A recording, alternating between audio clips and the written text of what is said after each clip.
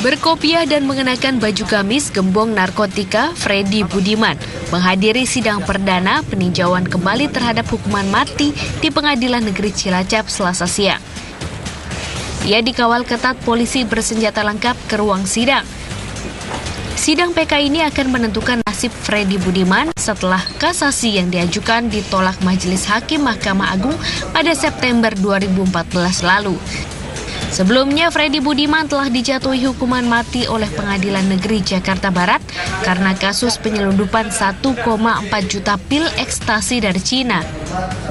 Dalam sidang PK, Freddy Budiman sempat membacakan surat taubat yang ditulisnya sendiri. Ia mengaku menyesal terlibat dalam berbagai kasus terkait peredaran narkoba di tanah air.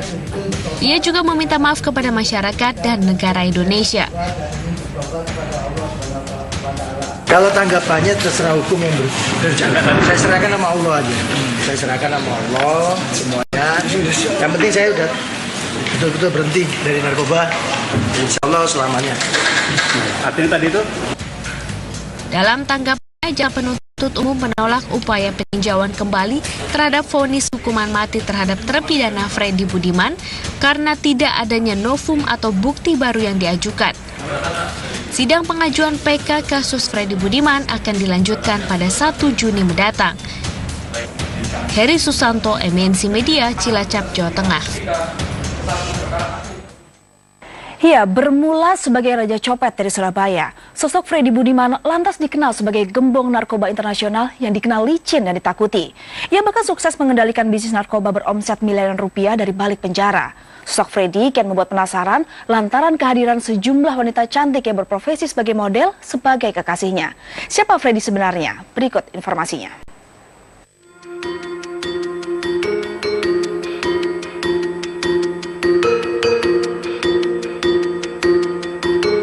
Penampilan Freddy tadi yang lebih religius tentunya sangat bertolak belakang dengan masa-masa ia masih menjadi pengendali peredaran narkoba dari balik penjara.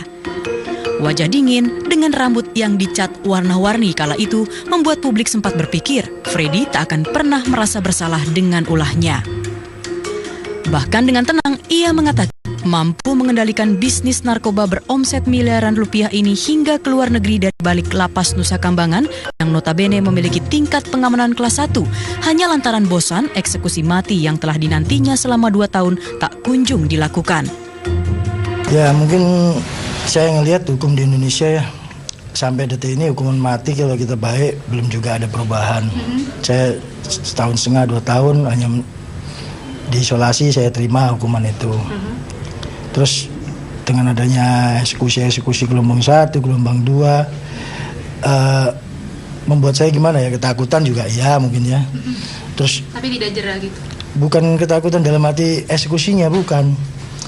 Kalau kita nggak mencari kehidupan, saya punya keluarga, punya kehidupan, punya anak, punya yang harus saya penuhi. Freddy Budiman sebelumnya dikenal sebagai penguasa bisnis narkoba. Mulai terjun ke lembah hitam sebagai bos copet yang sangat dikenal di Surabaya pada era tahun 90-an. Freddy lantas menjadi penguasa bisnis narkotika, bahkan saat ia sudah ditahan di lapas Cipinang atas kepemilikan 1,4 juta butir pil ekstasi. Sosok Freddy pun kerap menuai kontroversi dengan kehadiran wanita-wanita cantik yang menjadi kekasihnya. Salah satunya adalah Anggita Sari yang juga seorang fotomodel. Selain Anggita, Freddy juga pernah menjalin cinta dengan seorang fotomodel Fanny Rosyana. Akibat pengaruh buruk Freddy, Fanny bahkan pernah ditangkap polisi karena mengkonsumsi syabu dan harus mendekam di panti rehabilitasi untuk mengatasi kecanduannya. Kelihayan Freddy dalam aksi sogok menyogok aparat pun sempat berujung pada pencopotan Kalapas Cipinang, yakni Turman Hutapea pada tahun 2013 lalu. Saat itu Turman terbukti sengaja menyediakan ruang khusus bagi Freddy untuk bermesraan dengan sang kekasih dan memakai narkoba di dalam lapas. Dan ternyata Freddy benar-benar ingin bertobat di detik-detik akhir hidupnya sebelum berdiri di hadapan regu tembak.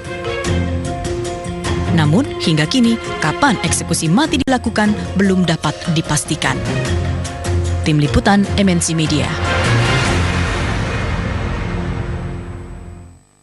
Dipengaruhi alkohol,